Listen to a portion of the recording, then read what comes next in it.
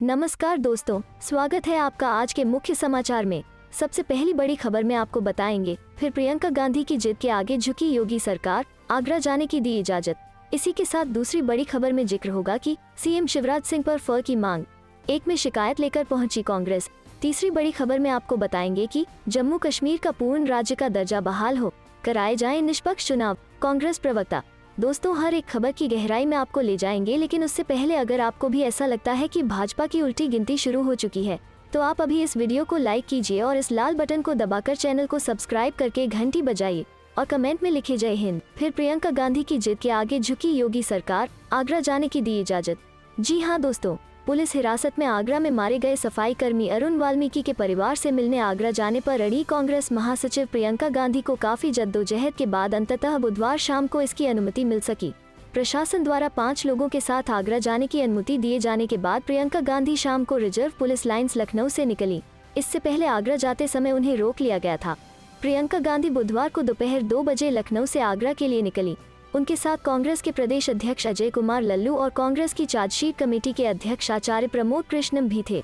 लखनऊ शहर की सीमा से बाहर निकलकर लखनऊ आगरा एक्सप्रेस पर जाने से पहले ही पुलिस ने उनका काफिला रोक लिया। प्रियंका द्वारा इसकी वजह पूछे जाने पर पुलिस ने कहा कि आगरा में कानून व्यवस्था प्रभावित हो सकती है, वहां के डीएम ने पत्र लिखा है। इस पर प्रियंका गांधी ने कहा कि किसी पीड़ित परिवार से मिलने पर कानून व्यवस्था कैसे बिगड़ सकती है। क्या आप लोग चाहते हैं कि आप लोगों की सुविधा के लिए मैं लखनऊ में ही रेस्ट हाउस में बैठी रहूं? हालांकि पुलिस ने उनकी दलीलें खारिज कर दी और उन्हें पुलिस लाइन्स चलने को कहा। इस दौरान प्रदेश अध्यक्ष अजय कुमार लल्लू व प्रदेश महासचिव विश्वविजय सिंह समेत कुछ कांग्रेस नेताओं के साथ पुलिस की धक्का मुक्की भी हुई। धक्का मुक्की के समय खुद प्रियंका गांधी भी बगल में ही खड़ी थी। कांग्रेस कार्यकर्ताओं ने प्रदेश सरकार के खिलाफ नारेबाजी करते हुए अपना विरोध दर्ज कराया। अंततः पुलिस प्रियंका गांधी को लेकर पुलिस लाइन आ गई, जहाँ वो लगभग 2 घंटे हिरासत में रही। हालांकि पुलिस ने उनके हिरासत में होने से इनकार किया। चलते हैं अगली खबर की तरफ। सीएम शिवराज सिंह पर फर की मांग, एक में शिकायत लेकर पहुंची कांग्रेस। जी हां दोस्तों, प्रदेश की 3 विधानसभा और 1 लोकसभा सीट पर होने वाले उपचुनाव को लेकर गहमागहमी तेज हो गई है। सत्ताधारी भाजपा और विपक्ष में बैठी कांग्रेस जनता को रिझाने में लगे हैं। इसी बीच कांग्रेस ने सीएम शिवराज सिंह चौहान के खिलाफ आचार संहिता का उल्लंघन करने का आरोप लगाया है और इलेक्शन कमीशन में शिकायत की है।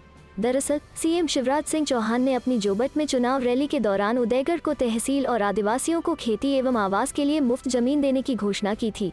कांग्रेस ने इसे आचार संहिता का उल्लंघन बताया है। कांग्रेस की मांग है कि सीएम शिवराज सिंह के खिलाफ आचार संहिता का उल्लंघन का प्रकरण दर्ज किया जाए, क्योंकि उन्होंने जोबट चुनाव प्रचार के दौरान जनता को प्रलोभन दिया है। चलते हैं अगली खबर की तरफ। जम्मू कश्मीर का पूर्ण राज्य का दर्जा बहाल हो, कराए जाएं निष्पक्ष चुनाव, कांग्रेस प्रवक्ता। जी हाँ दोस्तों, कांग्रेस ने जम्मू कश्मीर में हाल के दिनों में आतंकवादियों द्वारा कई आम लोगों की हत्या किए जाने को लेकर बुधवार को केंद्र सरकार पर स्थिति संभालने में विफल रहने का आरोप लगाया और कहा कि इस केंद्र शासित प्रदेश का पूर्ण राज्य का दर्जा बहाल हो तथा निष्पक्ष ढंग से चुनाव कराया जाए, ताकि वहां लोकतांत्रिक ढंग से निर्वाचित सरकार राज्य को चलाए। पार्टी प्रवक्ता गौरव वल्लभ ने यह सवाल भी किया कि गृह मंत्री अमित शाह इस मामले पर चुप क्यों हैं। उन्होंने संवाददाताओं से कहा, जम्मू कश्मीर में पिछले 2 सप्ताह में 32 लोगों की हत्या हुई है। हमारे नौजवान शहीद हो गए हैं। आज लोगों से उनके प्राण पूछकर हत्या की जा रही है। ऐसा पहले कभी नहीं हुआ। इसे मैं सेलेक्टिव मर्डर कहूंगा। इस स्थिति में गृह मंत्री का कोई बयान नहीं आया। लगता है कि वो अपने गृह राज्य को बचाने में पूरा समय लगा रहे हैं। वल्लभ ने आरोप लगाया, केंद्र सरकार न तो जम्मू कश्मीर के मुद्दे को समझने में समक्ष है और न ही स्थिति से निपटने में सक्षम है। उन्होंने यह दावा भी किया कि जम्मू कश्मीर में बेरोजगारी के मामले में नंबर 1 पर पहुंच चुका है, जबकि केंद्र की ओर से बहुत बड़े बड़े वादे किए गए थे। कांग्रेस प्रवक्ता ने कहा, हमारी मांग है कि सबसे पहले जम्मू कश्मीर को पूर्ण राज्य का दर्जा दिया जाए। केंद्र सरकार से स्थिति संभल नहीं रही है। ऐसे में पूर्ण राज्य का दर्जा मिलना चाहिए। निष्पक्ष ढंग से चुनाव कराए जाएं ताकि लोकतंत्र की ढंग से सरकार चल सके। उन्होंने यह भी कहा, जो लोग वहां से पलायन कर रहे हैं तो उनको उनके गृह स्थान पर रोजगार के साधन मुहैया कराया जाए और आर्थिक मदद दी जाए। चलते हैं अगली खबर की तरफ। ओवैसी के साथ नजर आने के बाद अब ओपी राजभर ने अखिलेश यादव से मिलाया हाथ, कहा साथ मिलकर करेंगे बीजेपी को साफ, बिगड़ेंगे सियासी समीकरण। जी हां दोस्तों, यूपी में विधानसभा चुनाव को लेकर अब उलटफेर शुरू हो गया है। अभी तक ओवैसी के साथ नजर आने वाले ओपी राजभर ने अब अखिलेश यादव के साथ हाथ मिला लिए हैं। इन दोनों के साथ आने से यूपी के राजनीति समीकरण भी बिगड़ते दिख रहे हैं। अखिलेश यादव के नेतृत्व वाली समाजवादी पार्टी और ओम प्रकाश राजभर की सुहेलदेव भारतीय समाज पार्टी उत्तर प्रदेश विधानसभा चुनाव 2022 के लिए गठबंधन में उतरेगी। समाजवादी पार्टी ने बुधवार को एक ट्वीट कर राज्यभर के राजनीतिक दल से हाथ मिलाने की घोषणा की है। सपा ने ट्वीट कर कहा, वंचितों, शोषितों, पिछड़ों, दलितों, महिलाओं, किसानों, नौजवानों, हर कमजोर वर्ग की लड़ाई समाजवादी पार्टी और सुहेलदेव भारतीय समाज पार्टी मिलकर लड़ेंगे। सपा और सुभासपा आए साथ, यूपी में भाजपा साफ। वहीं इसे लेकर ओम प्रकाश राजभर ने भी ट्वीट कर कहा है, अब की बार भाजपा साफ, समाजवादी पार्टी और सुहेलदेव भारतीय समाज पार्टी मिलकर आए साथ।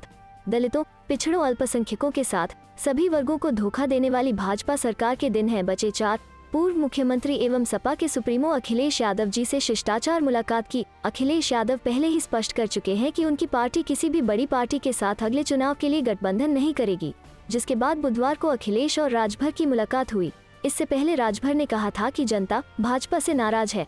अगर समाजवादी पार्टी आगे आती है और छोटे दलों के साथ गठबंधन करती है तो हम चुनाव परिणाम बदल सकते हैं। यदि सपा एसपी के साथ गठबंधन करती है तो भाजपा को मऊ, बलिया, गाजीपुर, आजमगढ़, जौनपुर, अंबेडकर नगर और अन्य जिलों में एक सीट भी नहीं मिलेगी। वाराणसी में केवल 2 सीटों पर बीजेपी के साथ मुकाबला होगा। चलते हैं अगली खबर की तरफ। बढ़ती महंगाई को लेकर सचिन पायलट का बीजेपी पर हमला। जी हां दोस्तों, राजस्थान के पूर्व उप मुख्यमंत्री सचिन पायलट ने बढ़ती महंगाई व बेरोजगारी सहित अन्य मुद्दों को लेकर बुधवार को केंद्र की भारतीय जनता पार्टी भाजपा सरकार पर निशाना साधते हुए कहा कि सरकार ने हर क्षेत्र में देश के साथ धोखा किया है। पायलट जयपुर के पास चाकसू में डॉक्टर भीमराव आम्बेडकर की अष्टधातु की प्रतिमा के अनावरण कार्यक्रम को संबोधित कर रहे थे। कार्यक्रम में इलाके के अनेक विधायक सहित बड़ी संख्या में लोग मौजूद थे। केंद्र सरकार पर बरसते हुए पायलट ने कहा, भाजपा की सरकार केंद्र में है। 7 साल का इतिहास उठाकर देख लें, हर क्षेत्र में इन्होंने देश के साथ धोखा किया है, अर्थव्यवस्था को चौपट कर दिया। महामारी में हजारों लाखों लोग मर गए, चिंता करने जिम्मेदारी लेने वाला कोई सामने नहीं आया। पायलट ने कहा कि बेरोजगारी ऐतिहासिक चरम पर पहुंच गई। पेट्रोल डीजल 100 रुपए का व गैस सिलेंडर 900 रुपए का हो गया। इस सरकार ने जले पर नमक छिड़कने का काम कृषि कानूनों से किया।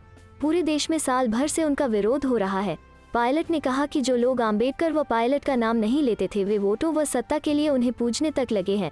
पायलट ने कहा, आज अम्बेडकर साहब को जो मान सम्मान मिल रहा है तो वो आप लोगों की बदौलत मिल रहा है। जो लोग आम्बेडकर साहब को देखते तक नहीं थे, जो सरदार पटेल को देखते तक नहीं थे, आज उनकी पूजा कर रहे हैं तो आपके दबाव में कर रहे हैं। इस बात को भूलना नहीं चाहिए। उन्होंने बिना किसी का नाम लिए कहा, ये लोग पाखंड में माहिर हैं, इनको आम्बेडकर साहब से कोई लगाव नहीं है, लेकिन जब वोट लेना होता है, राज की बात आती है, सिंहासन की बात आती है तो ये तो बड़े बहरूपिये हैं जो किसी की भी पूजा कर सकते हैं। उन्होंने कहा कि कांग्रेस को सबसे अधिक समर्थन अनुसूचित जाति व जनजाति समाज से मिला है और पार्टी हमेशा उनके साथ खड़ी रही है और खड़ी रहेगी। उन्होंने कहा, मैं आपसे वादा करना चाहता हूं कि गरीबों, दलितों, आदिवासियों के साथ जहां भी अन्याय होगा हम उसका साथ देने को तैयार हैं। पायलट ने 21वीं सदी में भी दलितों के साथ असमानता व अन्याय की घटनाओं की ओर इशारा करते हुए कहा कि दलितों का अत्याचार, शोषण बंद करना होगा और यह सर्व समाज की जिम्मेदारी है। उन्होंने कहा, हमारे दलित भाई बहनों का न केवल मान सम्मान बल्कि हर जगह उनकी भागीदारी सुनिश्चित करने की जिम्मेदारी हमारी है। आज हम लोगों की सरकार है। मुझे पूरा विश्वास है कि जहां जहां संभव होगा वहां हम हमारे दलित, आदिवासी भाई बहनों को मौका देंगे। चलते हैं अगली खबर की तरफ। बिहार, जीतन राम मांझी का बड़ा आरोप। बोले केंद्रीय मंत्री सहित 5 सांसद फर्जी प्रमाण पत्र से पहुंचे लोकसभा। जी हां दोस्तों, बिहार के पूर्व मुख्यमंत्री और भाजपा के सहयोगी जीतन राम मांझी ने बुधवार को आरोप लगाया कि एक केंद्रीय मंत्री सहित 5 सांसदों को फर्जी प्रमाण पत्रों के आधार पर अनुसूचित जाति के लिए आरक्षित सीटों से लोकसभा के लिए चुना गया है। उन्होंने इस मामले की जांच की मांग की है। दिल्ली में अपनी पार्टी हिंदुस्तानी आवाम मोर्चा सेक्युलर की राष्ट्रीय कार्यकारिणी को संबोधित करने के बाद पत्रकारों से बात करते हुए मांझी ने यह भी कहा कि केंद्र सरकार कश्मीर में शांति स्थापित करने के प्रयास कर रही है, लेकिन परिणाम दिखाई नहीं दे रहे हैं। देश में महाकाव्य रामायण के लेखक महर्षि वाल्मीकि को श्रद्धांजलि देने के साथ दलित नेता अपनी विवादास्पद टिप्पणी पर अड़े रहे कि भगवान राम एक काल्पनिक चरित्र थे और कहा कि संत वाल्मीकि राम से हजारों गुना बड़े थे। उन्होंने कहा कि यह मेरा निजी विचार है और मैं किसी की भावनाओं को ठेस नहीं पहुंचाना चाहता। चलते हैं अगली खबर की तरफ। मुख्यमंत्री बघेल ने आरएसएस और बीजेपी पर साधा निशाना, कहा सांप्रदायिक सौहार्द बिगाड़ने में है इनकी मास्टरी।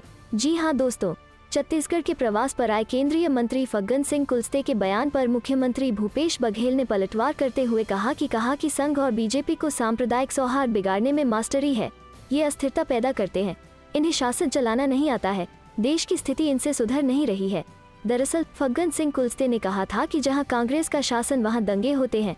इस पर मुख्यमंत्री बघेल ने कहा कि ये दंगे भड़काने का काम समाज में जहर घोलने का काम आज़ादी से पहले से करते आ रहे हैं। इसमें इनकी मास्टरी है। जिस तरह से घटनाएं कर रहे हैं वे लगातार एक्सपोज होते जा रहे हैं। वहीं केंद्र के उसना चावल नहीं खरीदने के फरमान पर उन्होंने कहा कि इससे राइस मिलर, किसान और सरकार को नुकसान होगा। प्रदेश में 2/3 चावल उसना क्वालिटी का है। इस विषय पर केंद्र को चिट्ठी लिखी है। वहीं केंद्रीय खाद्य मंत्री ने मिलने का वक्त मांगा है। वहीं यूपी में प्रियंका गांधी के कांग्रेस के 40% टिकट महिलाओं को देने के फॉर्मूले पर मुख्यमंत्री बघेल ने कहा कि जब छत्तीसगढ़ के चुनाव होंगे तब ये सवाल आएगा। अभी उत्तर प्रदेश का चुनाव है। इसके साथ ही उन्होंने यूपी की महिलाओं को बधाई दी। चलते हैं अगली खबर की तरफ। षड्यंत्र करके चक्रव्यूह में फंसाना चाहती है मोदी सरकार, बोले राकेश टिकैत। कैप्टन अमरिंदर को लेकर कही यह बात। जी हां दोस्तों, भारतीय किसान यूनियन के प्रवक्ता राकेश टिकैत ने आज तक न्यूज चैनल से बात करते हुए दावा किया है कि उन्हें केंद्र सरकार ने अकेले बात करने के लिए बुलाया है। इसके साथ ही उन्होंने यह भी कहा कि सरकार उन्हें षड्यंत्र करके चक्रव्यूह में फंसाना चाहती है। पत्रकार ने उनसे पूछा कि कैप्टन अमरिंदर सिंह संकेत दे रहे हैं कि किसान आंदोलन को लेकर समझौता किया जा सकता है। राकेश टिकैत ने जवाब में कहा, मेरी इसको लेकर किसी से बातचीत नहीं हुई है। अगर कैप्टन की बात सरकार से हो रही है तो वो संयुक्त मोर्चे से भी तो बात करेंगे। टिकैत से यूपी और पंजाब चुनाव को लेकर सवाल पूछा गया तो उन्होंने कहा, सरकार को अगर लगता है कि किसान आंदोलन का मुद्दा चुनाव में भारी पड़ेगा तो उसे समझौता करना चाहिए। हम तो 1 साल से इसका इंतजार कर रहे हैं कि इस मुद्दे पर कोई निर्णय किया जाए। पत्रकार ने पूछा, ऐसा कौन सा मुद्दा ऐसा होगा जहां आपके और सरकार के बीच रास्ते एक हो सकते हैं? इस पर टिकैत ने कहा, जब सरकार हमसे पूछेगी तो हम बता देंगे। वो हमसे बात नहीं कर रही है, केवल हवा में बातें मार रही है। जब उनसे पूछा गया कि कुछ किसान नेताओं ने मंत्री से मुलाकात की है, इसको धोखा बताते हुए टिकैत ने कहा, यह चक्रव्यूह रचा जा रहा है, सरकार द्वारा जाल फेंका जा रहा है। यह लोग तो अपनी पार्टी के नेताओं को भी जाल में फंसा लेते हैं। लखीमपुर खीरी हिंसा, सुप्रीम कोर्ट ने यूपी सरकार को लगाई फटकार, कहा अगले हफ्ते तक पेश करें जांच से जुड़ी स्टेटस रिपोर्ट। जी हां दोस्तों, लखीमपुर खीरी हिंसा मामले में सुनवाई के दौरान सुप्रीम कोर्ट ने उत्तर प्रदेश सरकार के वकील को फटकार लगाई। साथ ही कोर्ट ने अगले हफ्ते तक अदालत में जांच संबंधी स्टेटस रिपोर्ट पेश करने का निर्देश जारी किया है। दरअसल सुनवाई की शुरुआत में यूपी सरकार की ओर से पेश हुए वकील हरीश साल्वे ने कहा कि हमने सील कवर में स्टेटस रिपोर्ट दाखिल की है। इस पर सीजेआई ने नाराजगी जताते हुए कहा कि कम से कम 1 दिन पहले स्टेटस रिपोर्ट दाखिल करनी थी। हमने सील कवर में दाखिल करने को नहीं कहा था। इसके लिए कल देर रात तक मैंने स्थिति रिपोर्ट का इंतजार किया था। इसी दौरान हरीश साल्वे ने कहा कि सुनवाई को शुक्रवार तक के लिए बढ़ा दीजिए। इस पर सीजेआई ने कहा, नहीं, हम शुक्रवार शनिवार नहीं सुनेंगे, रिपोर्ट अभी पढ़ेंगे। दरअसल कोर्ट ने मामले में स्वतः ही संज्ञान लिया था और पिछली सुनवाई में जांच में असंतोषजनक प्रगति के लिए उत्तर प्रदेश पुलिस की खिंचाई भी की। सीजेआई ने नाराजगी जताते हुए कहा कि कम से कम 1 दिन पहले स्टेटस रिपोर्ट दाखिल करनी थी। हमने सील कवर में दाखिल करने को नहीं कहा था। सुनवाई के दौरान चीफ जस्टिस एनवी रमन्ना ने यूपी सरकार से कहा कि फाइलिंग के लिए जज देर रात तक इंतजार करते, जो कि हमें अब मिल पाई है। साल्वे के अनुरोध के बाद न्यायाधीशों ने मामले को शुक्रवार के लिए स्थगित करने से इनकार कर दिया। इस मामले में केंद्रीय गृह राज्य मंत्री अजय मिश्रा के बेटे आशीष मिश्रा को लखीमपुर खीरी के तिकुनिया गांव में हुई घटना में आरोपी होने के 6 दिन बाद पुलिस ने गिरफ्तार कर लिया था। आरोप लगाया कि आरोपी की राजनीतिक स्थिति को देखते हुए पुलिस ने कार्रवाई में देरी की। चलते हैं अगली खबर की तरफ। चलो दिल्ली, सुप्रीम कोर्ट के आदेश से पहले किसान आंदोलन तेज करने की कोशिश। जी हां दोस्तों, दिल्ली के पास नए केंद्रीय कानूनों का विरोध कर रहे किसानों के समूहों ने इस सप्ताह सुप्रीम कोर्ट में एक प्रमुख सुनवाई से पहले लामबंद होने का आह्वान किया है। हो सकता है कि उनकी साल भर से जारी नाकेबंदी का अंत हो जाए। किसान नेताओं ने पंजाब, हरियाणा, उत्तर प्रदेश और अन्य राज्यों के प्रदर्शनकारियों से दिल्ली की सीमाओं पर अधिक से अधिक संख्या में आंदोलन में शामिल होने का आग्रह किया है। इस महीने की शुरुआत में सुप्रीम कोर्ट ने कहा था कि वो इस गुरुवार की जांच करेगा कि क्या विरोध करने का अधिकार है। कोर्ट यह भी जानेगा कि क्या किसानों को सड़कों पर उतरने का अधिकार है, तब जबकि उनके विरोध के मूल में जो 3 नए कृषि कानून का मुद्दा है वो कोर्ट में विचाराधीन है। अदालत ने 3 अक्टूबर को उत्तर प्रदेश में हुए हिंसक विरोध प्रदर्शन में 4 किसानों समेत 8 लोगों की मौत के बाद धरने पर बैठे धरने पर तीखा सवाल उठाया था। केंद्र सरकार ने तर्क दिया कि किसानों का कोई और विरोध प्रदर्शन नहीं हो सकता क्योंकि लखीमपुर खीरी जैसी घटनाओं की इजाजत नहीं दी जा सकती है। सुप्रीम कोर्ट एक किसान समूह की याचिका पर जवाब दे रहा था जो दिल्ली के जंतर मंतर पर विरोध प्रदर्शन करना चाहता है। केंद्र सरकार ने इसका विरोध करते हुए यूपी हिंसा का जिक्र किया था। अटॉर्नी जनरल के वेणुगोपाल ने कहा, लखीमपुर खीरी में हुई घटना, 8 की मौत हो गई, विरोध इस तरह नहीं हो सकता। उन्होंने कहा कि जब कानून पहले से ही अपना काम कर रहा है तो विरोध प्रदर्शन नहीं चल सकता, इससे दुर्भाग्यपूर्ण घटनाएं होती हैं। सुप्रीम कोर्ट ने जवाब दिया, जब ऐसी घटनाएं होती हैं तो कोई भी जिम्मेदारी नहीं लेता है। जान माल के नुकसान की कोई भी जिम्मेदारी नहीं लेता है। राजस्थान के एक किसान समूह ने जंतर मंतर पर 200 किसानों के साथ सत्याग्रह शुरू करने की अनुमति के लिए सुप्रीम कोर्ट का दरवाजा खटखटाया है। अदालत ने पहले शहर का गला घोंटने के लिए विरोध कर रहे किसान समूहों को फटकार लगाई थी। कोर्ट ने याचिकाकर्ता को एक हलफनामा दाखिल करने के लिए कहा था कि वो राजमार्गों को अवरुद्ध करने वाले समूहों का हिस्सा नहीं है। चलते हैं अगली खबर की तरफ। कश्मीर से मजदूरों के पलायन पर कांग्रेस का बीजेपी पर निशाना। कहा वादा तो था आशियाने बसाने का, पर काम हो रहा आशियाने उजाड़ने का। जी हाँ दोस्तों, कांग्रेस के प्रवक्ता रणदीप सिंह सुरजेवाला ने बढ़ती महंगाई को लेकर मोदी सरकार पर निशाना साधा है। उन्होंने एक आर्टिकल शेयर कर ट्वीट किया, मोदी और महंगाई दोनों मार गई। इस आर्टिकल में बताया गया है कि 1 दिसंबर से टीवी देखना 50% तक महंगा हो जाएगा। इसके अनुसार ट्राई का नया टैरिफ और लागू होने से दाम बढ़ेंगे और ज्यादातर पॉपुलर चैनलों को देखना महंगा हो जाएगा। उन्होंने कश्मीर से मजदूरों के पलायन पर भी बीजेपी को घेरा। रणदीप सुरजेवाला ने कश्मीर के मौजूदा हालात को लेकर भी केंद्र पर हमला बोला है। उन्होंने एक आर्टिकल शेयर कर ट्वीट किया, वादा तो था आशियाने बसाने का, पर काम हो रहा आशियाने उजाड़ने का।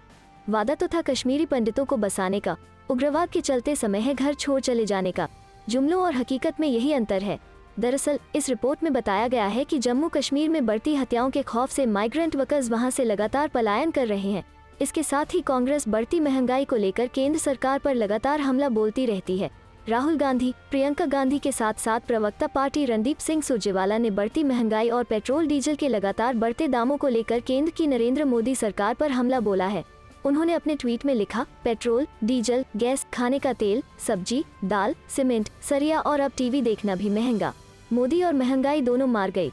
रणदीप सिंह सुरजेवाला ने ट्वीट के साथ ही एक आर्टिकल शेयर किया जिसमें बताया गया है कि 1 दिसंबर से टीवी देखना 50% तक महंगा हो जाएगा।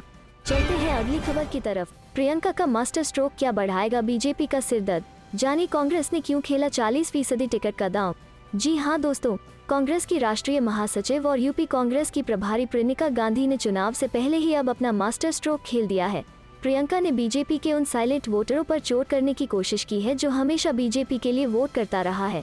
पीएम मोदी भी हमेशा अपने भाषणों में दावा करते हैं कि बीजेपी ने अपने साइलेंट वोटरों की एक फौज खड़ी रखी है जो हर चुनाव में बीजेपी को वोट करता है, और वो है करोड़ों महिलाएं। मोदी की इस चाल का ही जवाब देने के लिए कांग्रेस ने महिलाओं तक पहुंचने के लिए विधानसभा चुनाव में 40% महिलाओं को टिकट देने का ऐलान किया है। क्या कांग्रेस के इस मास्टर स्ट्रोक से बीजेपी की मुश्किलें बढ़ेंगी, ये तो आने वाला समय ही बताएगा, लेकिन फिलहाल विरोधियों के पास प्रियंका के इस ट्रम्प कार्ड का कोई जवाब नहीं है। पिछले 2017 के विधानसभा चुनाव में सबसे कमजोर प्रदर्शन करने वाली कांग्रेस ने इस बार यूपी में प्रियंका गांधी के नेतृत्व में चुनाव लड़ने का ऐलान किया है। प्रियंका के भरोसे यूपी में खुद को मजबूत करने के प्रयास में जुटी कांग्रेस यूपी की राजनीति में अपना मास्टर कार्ड चला दिया है। प्रियंका गांधी के नेतृत्व में कांग्रेस ने यूपी में नया नारा दिया है। कांग्रेस का नारा है, मैं लड़की से लड़ सकता हूँ। यानी कांग्रेस ने यूपी में जाति की राजनीति के सामने लैंगिक राजनीति को रखने की कोशिश की है। चलते हैं अगली खबर की तरफ। पीएम ने किया कुशीनगर एयरपोर्ट का उद्घाटन, अखिलेश का तंज एक ईंट न लगाए, फीता लेकर आ गए भाजपाई। जी हाँ दोस्तों, प्रधानमंत्री नरेंद्र मोदी ने उत्तर प्रदेश के कुशीनगर में एयरपोर्ट का उद्घाटन किया। उत्तर प्रदेश के पूर्व मुख्यमंत्री अखिलेश यादव ने इसे लेकर केंद्र और राज्य की भाजपा सरकार पर निशाना साधा। अखिलेश यादव ने कहा, पायलट बनने से प्लेन आपका नहीं हो जाता। दरअसल अखिलेश यादव का दावा है कि कुशीनगर एयरपोर्ट उनके कार्यकाल में बना। इसमें भाजपा सरकार की ओर से कोई काम नहीं किया गया। भाजपा सरकार ने सिर्फ उद्घाटन किया है। अखिलेश ने कुशीनगर एयरपोर्ट के उद्घाटन के बाद ट्वीट किया, जबकि शिलान्यास की एक ईंट तक भी इन्होंने न लगाई, तब भी सपा के कामों का उद्घाटन करने आ गए भाजपाई, लेकर अपनी कैंची, फीता, माला, मिठाई। उन्होंने कहा, भाजपा ये याद रखे कि पायलट बनने से प्लेन आपका नहीं हो जाता, और ये भी कि जिस रनवे से आप उड़ान भर रहे हैं उसकी जमीन किसी और ने तैयार की थी। जबकि शिलान्यास की एक ईंट तक भी इन्होंने न लगाई, तब भी सपा के कामों का उद्घाटन करने आ गए भाजपाई, लेकर अपनी कैंची, फीता, माला, मिठाई।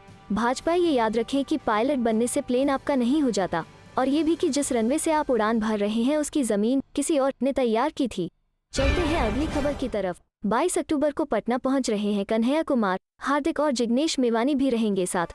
उपचुनाव में कांग्रेस की जीत के लिए करेंगे प्रचार। जी हाँ दोस्तों, कन्हैया कुमार पटना आ रहे हैं, उनके साथ हार्दिक पटेल और जिग्नेश मेवानी भी पटना पहुंच रहे हैं। कन्हैया कुमार अपनी पुरानी पार्टी सीपीआई को छोड़कर हाल ही में कांग्रेस में शामिल हुए हैं। वो जब सीपीआई में थे तब उनकी पार्टी और दूसरे वाम दलों ने 2020 बिहार विधानसभा चुनाव में शानदार प्रदर्शन किया था। तब इसका श्रेय कन्हैया कुमार को भी दिया गया था। अब जब कन्हैया कांग्रेसी हो गए हैं और उनका कांग्रेस में शामिल होना लगातार चर्चाओं में रहा है, तो उन पर अपनी नई पार्टी के लिए भी प्रदर्शन का दबाव है। उपचुनाव एक तरह से उनका लिटमस टेस्ट है। यही वजह है कि तीनों नेता लगातार 6 दिनों तक तारापुर और कुशवेश्वर स्थान सीट पर प्रचार करेंगे। 22 अक्टूबर को तीनों युवा नेता पटना पहुंच रहे हैं। उनके साथ बिहार कांग्रेस प्रभारी भक्तचरण दास भी पटना आ रहे हैं। बताया जा रहा है कि भक्तचरण दास तीनों युवा नेताओं के साथ कांग्रेस कार्यालय सदाकत आश्रम में दूसरे दलों से पार्टी में शामिल हो रहे नेताओं को कांग्रेस ज्वाइन कराएंगे। इसके बाद ये तीनों उसी दिन शाम में तारापुर के लिए रवाना हो जाएंगे।